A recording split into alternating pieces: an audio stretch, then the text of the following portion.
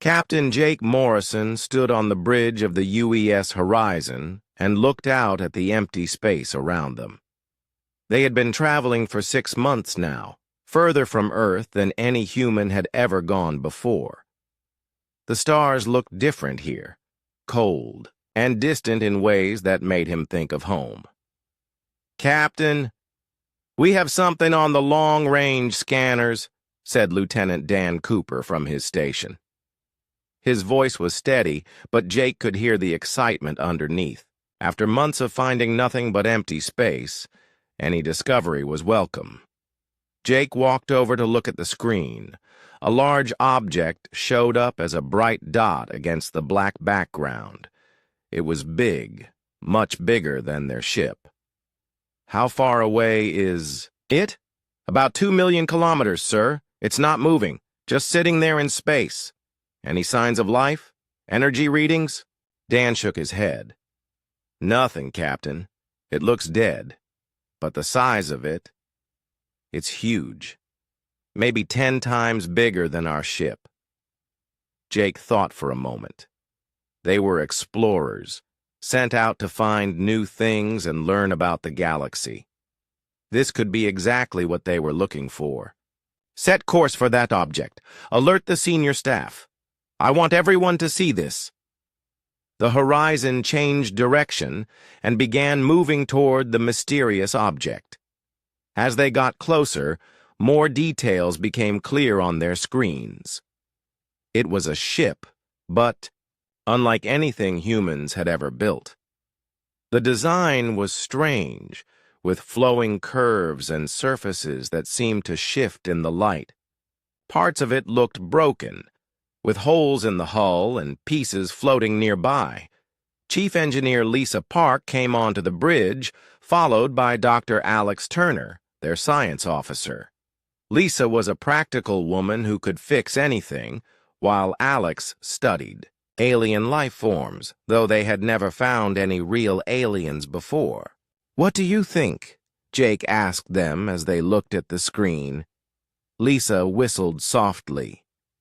"It's beautiful, in a strange way. Look at those curves. No human engineer would design something like that. The materials look advanced, too." Alex was taking readings with his handheld scanner. "The metal is something I've never seen before. It's giving off very faint energy readings, but nothing dangerous. Whatever built this had technology far beyond ours." As they got closer, the true size of the alien ship became clear. It was massive, stretching for kilometers in length. Parts of it were dark and broken, but other sections still showed signs of the original design. Strange symbols covered the hull, too far away to read clearly. "Captain," said Communications Officer Ryan Cole, "I'm picking up some kind of signal from inside the ship. It's very weak, but it's there." Jake felt his heart speed up. "What kind of signal?" "Unknown, sir. It's not like anything in our databases, but it's definitely artificial. Something made it." The bridge fell quiet as everyone thought about what this meant. They had found proof that humans were not alone in the universe. Somewhere, someone else had built this incredible ship and traveled among the stars. "Bring us alongside," Jake ordered. "I want a full scan of that ship. Look for safe entry points, atmosphere readings, anything that might tell us if it's safe to board." For the next 2 hours, they studied the alien vessel from every angle. The scans showed that most of the ship had no atmosphere, but some sections were sealed and might still be safe. The energy readings were stronger in certain areas, suggesting that some systems might still be working after who knew how many years. "I want to put together an away team," Jake announced. "Lisa, Alex, I want you both with me. We'll take Lieutenant Mike Davis for security and Dr. Sarah Williams for medical support." Lisa nodded. "I can prepare the cutting tools in case we need to make our own entrance. Those hull materials might be tough to get through. What about contamination?" asked Dr. Williams. "We have no idea what might be inside that ship. There could be diseases, toxic gases, anything." "We'll go in full environmental suits," Jake decided. "No chances. If we find anything dangerous, we come straight back." Alex was still studying his readings. "Captain, there's something else. The signal Ryan detected, it's getting stronger as we get closer. Almost like the ship knows we're here." "Is that possible?" Jake asked. "With human technology?" "No, but this isn't human technology. We have no idea what it might be capable of." Jake made his decision. "We're going aboard. This could be the most important discovery in human history. We can't just fly away without learning what we can." The away team prepared for 2 hours, checking their equipment and planning their route through the alien ship. They would enter through what looked like a cargo bay, then work their way toward the source of the energy readings. As they climbed into their shuttle, Jake felt a mix of excitement and fear. They were about to step foot on an alien ship, something humans had dreamed about for centuries. But they had no idea what they might find inside, or whether the builders of this ship were still alive somewhere among the stars. The shuttle left the horizon and flew slowly toward the alien vessel. As they got closer, Jake could see details that hadn't shown up on the scans. The hull was covered in symbols that seemed to move and change when he wasn't looking directly at them. Some sections of the ship glowed with a faint inner light. "Beginning docking procedures," announced Lieutenant Davis from the pilot's seat. "The cargo bay doors are already open. Looks like we can fly right in."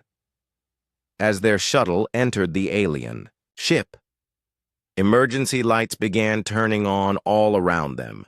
The ship was responding to their presence, waking up after years of sleep. Jake wondered if they were making a mistake, but it was too late to turn back now. "Welcome to history," he said, quietly, as their shuttle touched down inside the alien vessel. The away team stepped out of their shuttle and into the alien cargo bay. Emergency lights cast strange shadows on the walls, and the air felt heavy even through their environmental suits.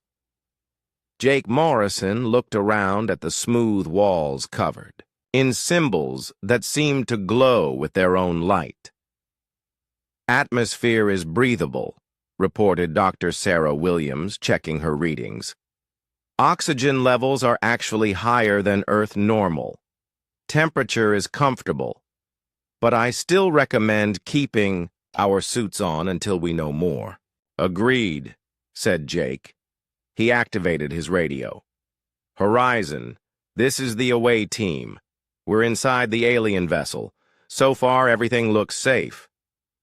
"Copy that, Captain," came Ryan Cole's voice through the static. "We're monitoring your biosigns, all looking normal so far." Lisa Park was examining the walls with her equipment. "Captain, look at this. These aren't just decorations. I think these symbols are some kind of control system, and they're responding to our presence." As she spoke, some of the symbols began glowing brighter. A section of the wall suddenly became transparent, showing them a corridor that stretched into the darkness beyond. "Well, that's convenient," muttered Lieutenant Mike Davis, checking his weapon. "Almost like it wants us to go that way." Dr. Alex Turner was taking readings with several different scanners. "The energy signature is definitely stronger in that direction. Whatever is generating the signal, it's deeper inside the ship." Jake made the decision.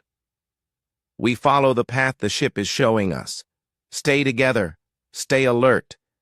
If anything seems dangerous, we retreat immediately." They walked through the transparent wall, which felt solid until they touched it, then became like thick liquid that let them pass through.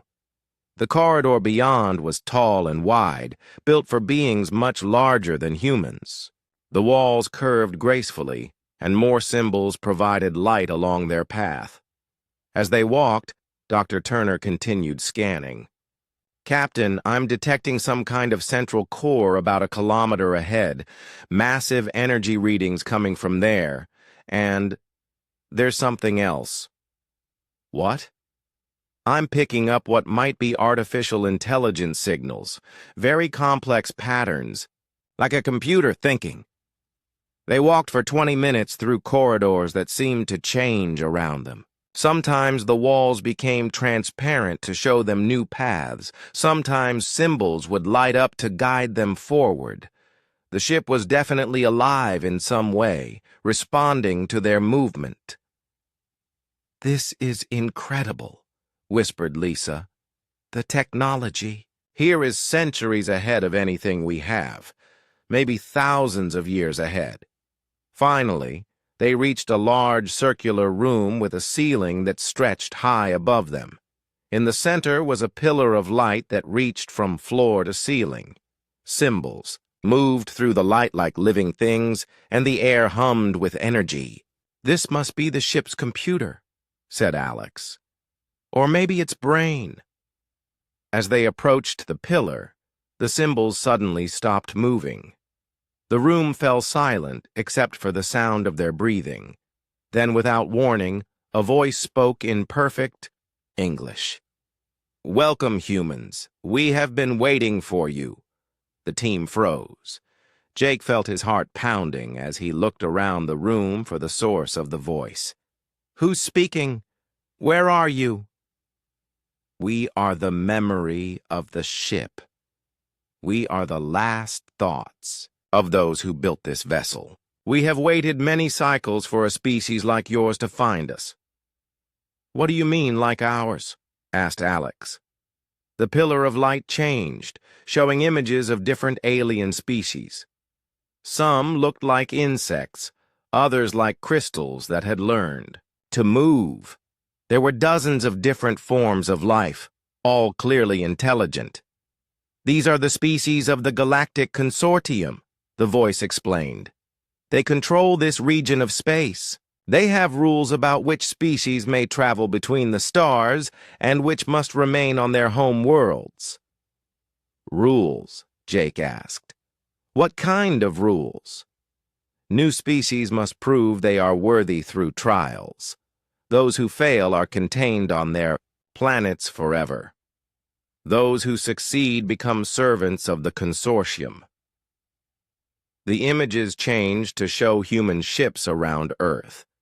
Jake realized with shock that these were recent images, showing their solar system as it looked now. "They know about us?" he asked. "They have known about humans for many years. They watch all developing species. Soon they will come to test you." Dr. Williams stepped forward. "What kind of test?" "They call it the integration trial. They will take representatives of your species to a place called the Crucible. There, you will face your greatest fears and weaknesses. Most species break quickly and accept consortium rule." "And if we refuse?" asked Lieutenant Davis. The images changed to show dead worlds, empty of life. These species refused to accept consortium authority. They were eliminated. The room fell silent as the humans absorbed this information. They had come looking for alien life and found it, but not in the way they had hoped. Instead of peaceful contact, they faced a choice between submission and destruction. "Why are you telling us this?" Jake asked. "Because you are different. We have studied your species through your broadcasts and transmissions. Humans work together in ways that other species do not. You care for your weak instead of abandoning them. You create art and music for beauty alone. These traits are rare in the galaxy." Lisa stepped closer to the pillar. "What happened to the species that built this ship?" "We were called the Architects. We created the consortium long ago to help young species develop safely. But over time, the consortium became corrupt. They used our trials not to help species grow, but to control them. When we tried to stop them, they turned our own creations against us. But you're still here," Alex pointed out. Only as memories in this ship. Our bodies are long gone. But we left this vessel as a warning and a test. The species that finds us and proves worthy will inherit our true technology and the responsibility to fix what we created. Suddenly, alarms began sounding throughout the ship. The pillar of light flashed red, and the voice spoke with urgency. They come. The consortium has detected our awakening. Your ships are surrounded. Jake activated his radio. Horizon report! Ryan's voice came through full of static and panic. Captain, we have multiple alien vessels appearing around us. They're demanding we surrender the derelict ship and submit to their authority. We're on our way, Jake responded. He turned to the pillar. How do we get back to our ship quickly? Follow the blue lights. The ship will transport you. But remember, humans, this is only the beginning. The real test comes next. Blue symbols lit up along the walls, leading back toward their shuttle. As they ran, Jake wondered what they had gotten themselves into. They had come looking for knowledge and found themselves in the middle of a galactic conflict that could determine the future of humanity. Behind them, the pillar continued to pulse with light, and the ship's systems came fully online for the first time in centuries. The architect vessel was waking up, ready to see if humans were truly worthy of the inheritance that waited for them. Admiral Kate Stevens stood on the bridge of the UES Defiance, studying the alien ships that surrounded her small fleet. She had arrived with 3 vessels after receiving Captain Morrison's emergency signal, but now they faced 12 alien ships of various designs. Some looked like giant insects made of metal. Others resembled floating crystals that pulsed with inner light. Admiral, said Commander Bill Murphy from the communications station, the alien fleet is requesting to speak with our leader. Put them through, Kate ordered. She had been in combat for 20 years, but this was unlike anything she had ever faced. These weren't human enemies with familiar tactics and weapons. These were completely unknown forces with technology she couldn't understand. The main screen filled with the image of an insect-like being with multiple eyes and mandibles that clicked when it spoke. Behind it stood a tall figure that looked like living crystal. I am Commander HFY of the Galactic Consortium, the insect being said in perfect English. You will surrender the architect vessel immediately and submit your species for integration. Trial. I'm Admiral Stevens of the United Earth Space Command, Kate replied calmly. That ship was found in open space. We claim salvage rights under interstellar law. The crystal being stepped forward, its voice sounding like wind chimes. Humans know nothing of true interstellar law. You are a young species that has barely left your home system. The architect vessel contains dangerous technology that you cannot be trusted with. Kate kept her expression neutral, but inside she was thinking quickly. The aliens seemed confident that humans would simply give in to their demands. That suggested they had dealt with other species this way before. What is this integration trial you mentioned? She asked. A test to determine if your species is worthy of joining galactic civilization, HFY replied. You will choose 5 representatives. They will enter the crucible and face trials designed to reveal your species' true nature. If they succeed, humanity will be granted junior membership in the consortium. And if they fail? The crystal being's light pulsed brighter. Then humanity will be restricted to your home system for your own protection. Other species have found this arrangement satisfactory. Kate noticed the pause before the word satisfactory. These aliens were hiding something about what really happened to species that failed their test. We need time to consider your offer, she said. You have one of your hours to decide, HFY declared.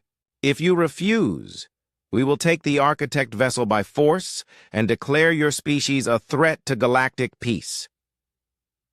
The communication ended, leaving Kate alone with her thoughts. Through the view screen, she could see Captain Morrison's ship, the Horizon, docked with the massive alien vessel. She hoped Jake and his team were finding answers inside that ship, because right now, humanity needed all the help it could get. An hour later, Jake Morrison and his away team returned to their ships with incredible news. In the briefing room aboard, the Defiance, they shared what they had learned from the Architect memory system. "The consortium isn't what they claim to be," Jake explained to the gathered officers. "They've been using these trials to control species, not help them. Any species that might challenge their authority gets eliminated." Dr. Alex Turner added, "The Architect ship's computer showed us records of dozens of species that were destroyed when they refused consortium control. The trials are designed to break down civilizations psychologically." Admiral Stevens listened carefully to everything they reported. "So, our choice is submission or destruction?" "Not necessarily," said Chief Engineer Lisa Park. "The Architect ship is still functional. Its technology is far more advanced than anything the consortium has, if we can figure out how to use it." "But there's a catch," Jake interrupted. "The ship will only respond to a species that proves worthy through their own version of the trial. We have to show that humans are different from the other species the consortium has controlled." Kate made her decision. "Then we take their test. But we do it on our terms." She turned to Jake. "I want you to select 5 people for this trial. Pick our best, but pick people who represent what makes humanity special." Jake nodded. "I know exactly who to choose." 2 hours later, 5 humans stood in the transport bay of the consortium command ship. Marine Sergeant Ben Walsh was a veteran of the Mars colony wars, known for never leaving a soldier behind. Dr. Amy Foster was a psychologist who had helped trauma victims recover from the worst experiences. Engineer Tony Martinez had designed the drive systems that brought humanity to the stars. Pilot Kelly Brooks could fly anything with engines and had saved countless lives in rescue missions. Medic Sam Johnson had volunteered for every dangerous mission, always putting others' safety before his own. "Remember," Jake told them before they left, "the consortium expects us to fail like every other species. They think humans are too emotional, too violent, too selfish to work together under pressure. Prove them wrong." The 5 humans were transported to the Crucible, a place that existed somewhere between dimensions. They found themselves in a gray space that seemed to stretch forever in all directions. There were no walls, no ceiling, just endless gray emptiness.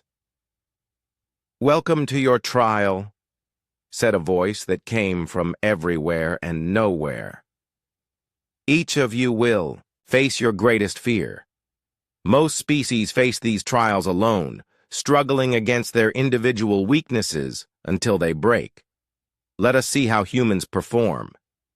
The space around them began to change. Ben found himself back on Mars during the colony rebellion, watching his squad get cut down by enemy fire. But instead of the crushing guilt he had carried for years, he felt Amy's hand on his shoulder. "It wasn't your fault," she said quietly. "You did everything you could. The guilt you carry shows you care about your people, and that makes you a good leader." For Amy, the trial showed her patience giving up hope, convinced that healing was impossible. But Tony stepped beside her, his practical mind finding solutions. "You can't save everyone," he said, "but every person you help makes the galaxy a little brighter." Tony faced mechanical failures that killed thousands, his engineering mistakes causing disasters. But Kelly was there, her pilot's intuition seeing patterns he missed. Every failure teaches us something, she reminded him. That's how we build better systems next time. Kelly found herself in a crashing ship with no way to save her passengers. Sam appeared beside her in the pilot's seat, his steady hands helping. Guide the craft. We don't save people alone, he said. We save them together. For Sam, the trial brought forward every patient he had lost, every life he couldn't save.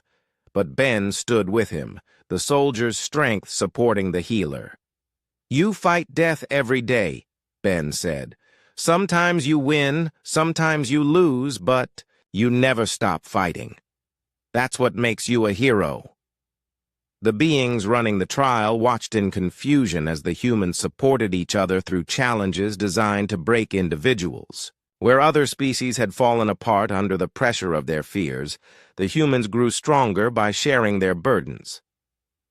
This is not how the trial works, complained Zexhai, watching from the observation chamber. They are supposed to face their fears alone. The crystal being Veltar pulsed with irritation.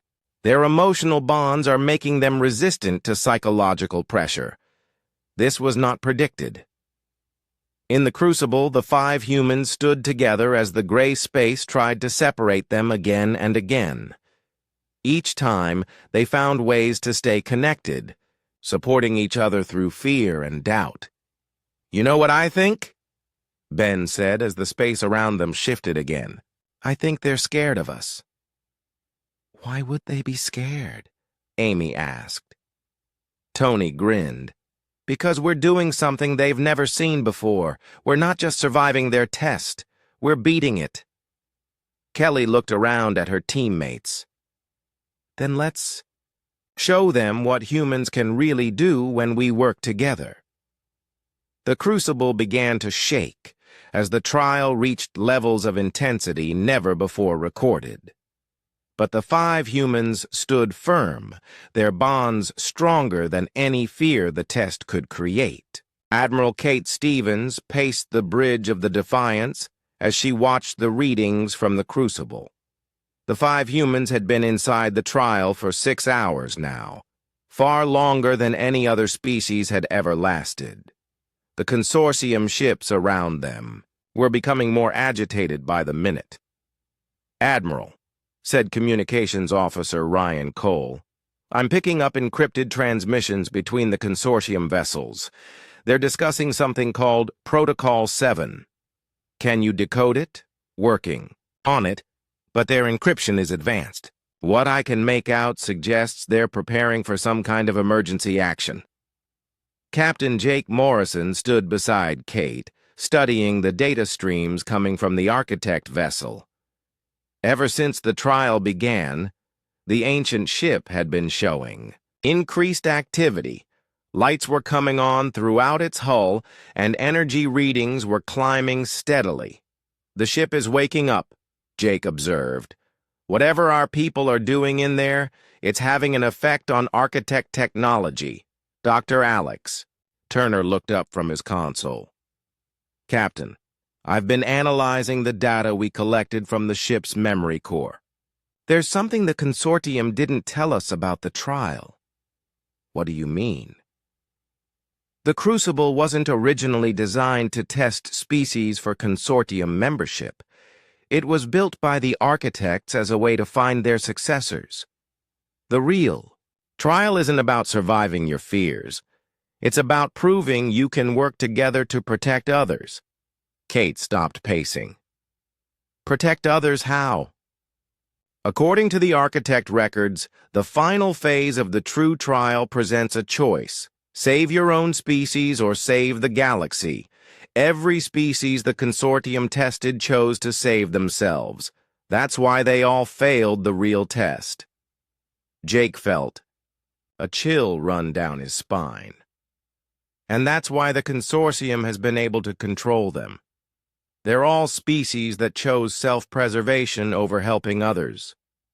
Which means, Kate said slowly, if our people make the right choice, we might inherit whatever the architects left behind. On the main screen, Commander Zex High appeared again, his insect features showing clear agitation. Admiral Stevens, your representatives have exceeded all expected parameters for the trial. We are prepared to grant humanity junior membership in the consortium immediately. Please instruct them to accept our offer and end the test.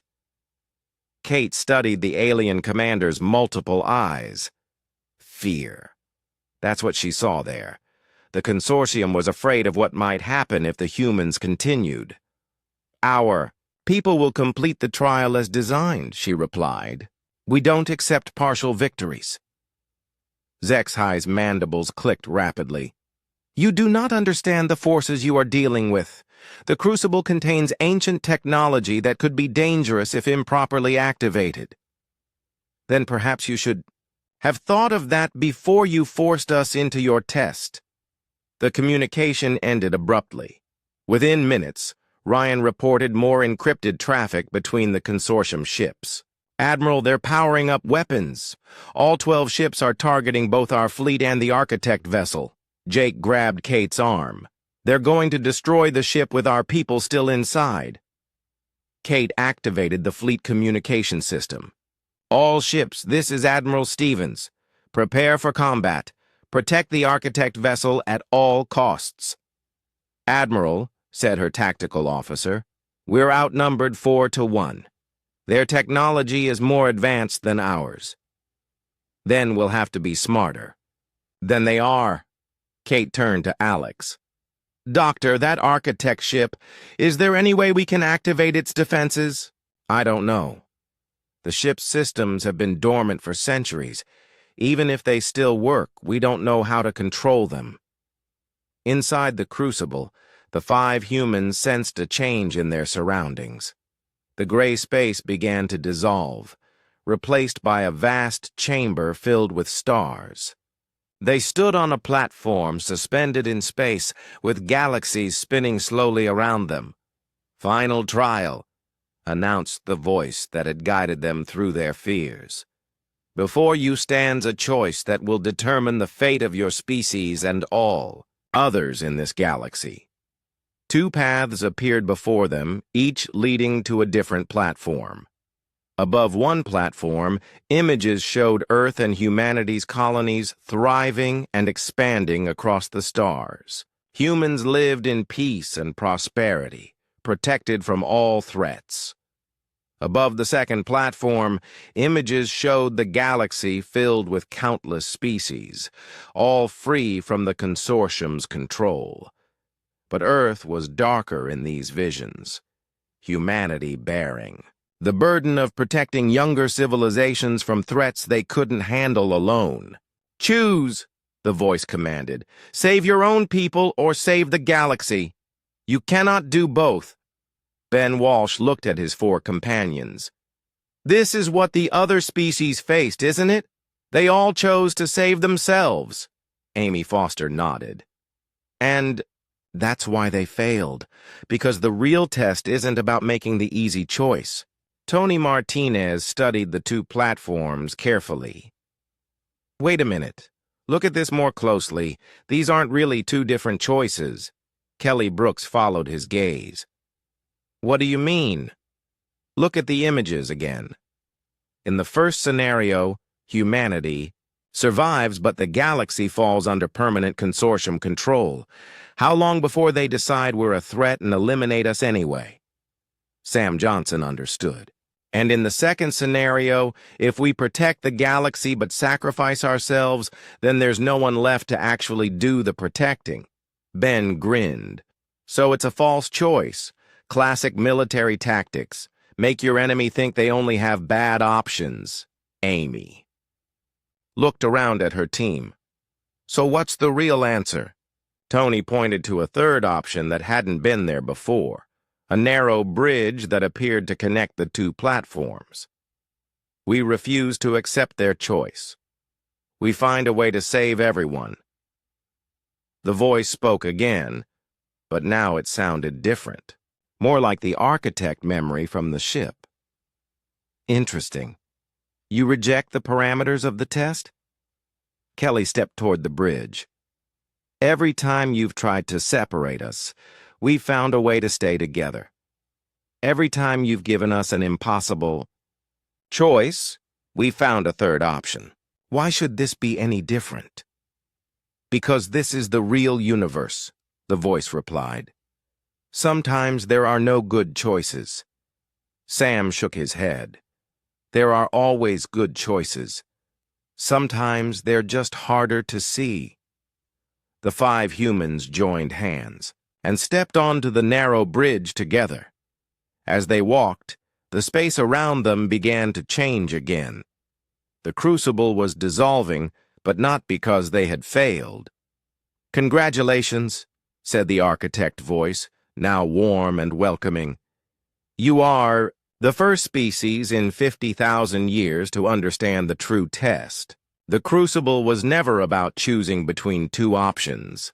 It was about refusing to accept that such choices are necessary." The trial chamber faded away, and the 5 humans found themselves standing in the heart of the architect's ship. But now, the vessel was fully alive, its systems humming with power. Through the walls, they could see their human ships surrounded by consortium vessels with weapons charging. "The consortium fears what you represent," the architect voice explained. "A species that will not accept their false choices, that will not submit to their control. They plan to destroy this ship and claim your people were killed in an accident." Ben checked his weapon, though he knew it would be useless against starships. "So what do we do?" "You become what the architects always intended, the guardians of free will in this galaxy." The ship around them responded to their presence, its ancient technology recognizing the 5 humans as worthy inheritors. Through the hull, they could feel the vessel's weapons and shields coming online, systems that had waited millennia for someone who understood their true purpose. Outside, Admiral Stevens watched in amazement as the architect's ship began to glow with power. The consortium fleet opened fire, their energy beams striking shields that absorbed every attack without strain. "Admiral," reported her tactical officer, "the architect's ship is moving. It's positioning itself between us and the consortium fleet." Kate smiled as she watched the ancient vessel deploy weapons that made consortium technology look primitive. "I think our people just passed their test." The architect's ship moved through space like a living thing, its hull flowing and changing as ancient systems came fully online. Inside the vessel's control chamber, the 5 humans who had passed the trial stood before interfaces that responded to their thoughts and intentions. "This is incredible," whispered engineer Tony Martinez as he watched the ship's weapon systems activate. "The technology is reading our minds, understanding what we want to do." Marine Sergeant Ben Walsh felt the ship's tactical systems connecting with his combat experience. "It's not just reading our minds, it's learning from us, adapting to how humans think and fight." Through the transparent walls of the control chamber, they could see the consortium fleet opening fire on their position. Energy beams that could destroy planets struck the architect's ship's shields and simply disappeared, absorbed by technology that had been perfected over millions of years. Dr. Amy Foster touched one of the control surfaces and felt the ship's communication. Systems respond. "I can feel the other ships out there. The consortium crews are afraid. They've never seen anything like this before." Pilot Kelly Brooks found herself connected to the ship's navigation systems.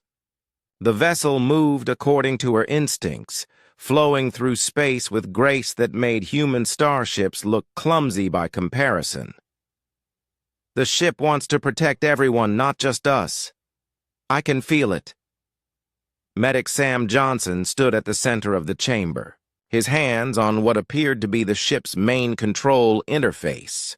Through the connection, he could sense every human on every ship in the area. Our people are safe. The ship is protecting them. Outside, Admiral Kate Stevens watched in amazement as the Architect vessel positioned itself between the human fleet and the consortium attackers. The ancient ship's weapons fired, but instead of destroying the alien vessels, they disabled their systems one by one. The consortium ships found themselves powerless, drifting in space, but undamaged. "Admiral," reported Communications Officer Ryan Cole, "the consortium ships are requesting to speak with us. They sound different." Kate nodded. "Put them through." The main screen showed Commander Zexhai and the crystal being Veltar, but their previous arrogance was gone. Now they looked shocked and afraid. "Admiral Stevens," Zexhai said, his voice shaking, "we surrender. Please call off the Architect ship." "The ship isn't under my control," Kate replied honestly. "It's responding to my people who passed your trial." Veltar's crystalline form pulsed with rapid, nervous light. "Impossible. No species has ever truly passed the Architect trial. The Crucible was designed to be failed." "Maybe that's your problem," Kate said.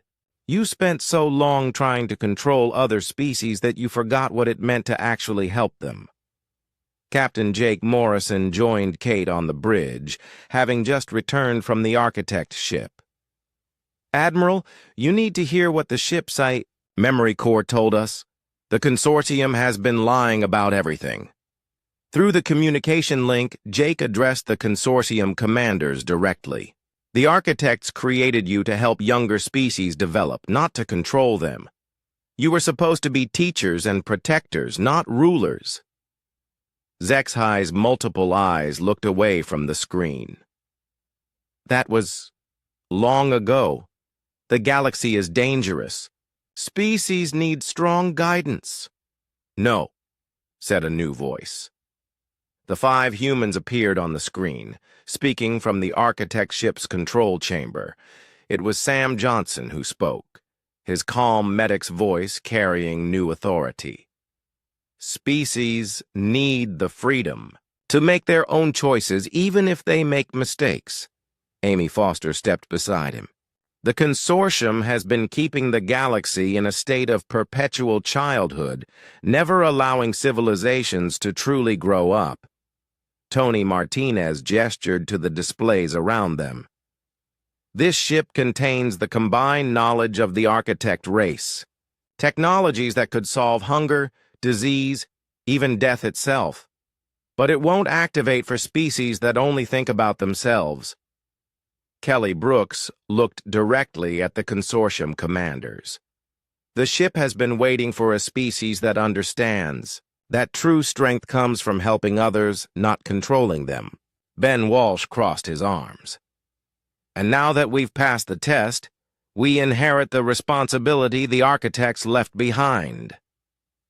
The consortium ships remained powerless, but Captain Morrison could see other vessels approaching from deeper in space. These ships were different, smaller, more varied in design, and they approached cautiously rather than aggressively. "Admiral," Ryan reported, "we're receiving transmissions from multiple species. They're saying they've been monitoring the situation and want to know if the humans will help them break free from consortium control." Kate felt the weight of the moment. "How many species?" "Hundreds, Admiral. Maybe thousands. Word is spreading across the galaxy that someone finally beat the consortium's trial." On the Architect ship, Sam felt the vessel's systems showing him the scope of what they had inherited. Across the galaxy, on worlds controlled by the consortium, species that had been kept in submission for centuries were looking to the stars with hope for the first time in generations. "Captain Morrison," Sam said over the communication link, "the ship is asking for instructions. There are Architect technologies hidden throughout the galaxy, waiting for someone worthy to claim them. But it's our choice what to do with them." Jake looked at Admiral Stevens. What are your orders? Kate thought about Earth, about humanity's long journey from a single planet to the stars, about all the mistakes they had made and the lessons they had learned. Finally, she spoke. Our mission has always been to explore, to learn, and to help where we can. That doesn't change just because the scale got bigger. She turned to address both the consortium commanders and the representatives of the approaching fleets. Humanity claims the architect inheritance, but not for ourselves alone. We're going to do what the consortium should have been doing all along. Help younger species grow and develop while protecting them from threats they can't handle yet. Zexhai leaned forward. And what of the consortium? What of us? You can. Join us in doing the job you were originally created for, Kate replied. Help species instead of controlling them, or you can continue trying to maintain control and face the consequences. Veltar's crystalline form flickered with uncertain light. We have ruled for so long. We do not know how to do anything else. Amy Foster's voice came from the architect ship, gentle but firm. Then you'll learn. The same way every species has to learn. One choice at a time. 3 months later, Captain Jake Morrison stood on the observation deck of the newly renamed UES Inheritance, formerly the Architect ship. Around them, a fleet of vessels from dozens of different species worked together to establish the first free trade station in consortium space. The ship had taught them to use its technology gradually, ensuring that humanity wouldn't be overwhelmed by power they weren't ready for. Other architect vessels had emerged from hiding places throughout the galaxy, responding to species that proved they could work together for the common good. Status report? Jake asked as Admiral Stevens joined him at the observation window. 43. Species have declared independence from consortium rule, Kate reported. Another 100 are in negotiations. The consortium itself is adapting slowly. And back home? Earth is fine. Better than fine, actually. The architect medical technology has eliminated most diseases, and their energy systems are revolutionizing our colonies. But we're sharing everything with our new allies, just like the architects intended. Jake watched as a small ship from a species that looked like flying jellyfish docked with the station. Think we'll be able to handle all this responsibility? Kate smiled. I think that's exactly why the ship chose us. Not because we're perfect, but because we know we're not perfect and we keep trying anyway. Through the ship's communication systems, they could hear the voices of thousands of species across the galaxy, many speaking freely for the first time in generations. The age of consortium control was ending, and the age of cooperation was beginning. Ben Walsh appeared on the deck, still wearing his Marine uniform, but now serving as the ship's security chief. Admiral, we're receiving a transmission from a previously unknown species at the edge of the galaxy. They're asking for help with something called the Dark Fleet. Kate and Jake exchanged glances. Their work as guardians of galactic freedom was just beginning. Set course for their coordinates, Kate ordered. Let's go see what new challenges the galaxy has in store for us. The Inheritance turned gracefully in space and jumped to faster-than-light speed, carrying its human crew toward whatever dangers awaited. Behind them, the free species of the galaxy continued building a civilization based on cooperation instead of control. The Queen's Gambit had been played, and humanity had won not by defeating their enemies, but by showing them a better way to live.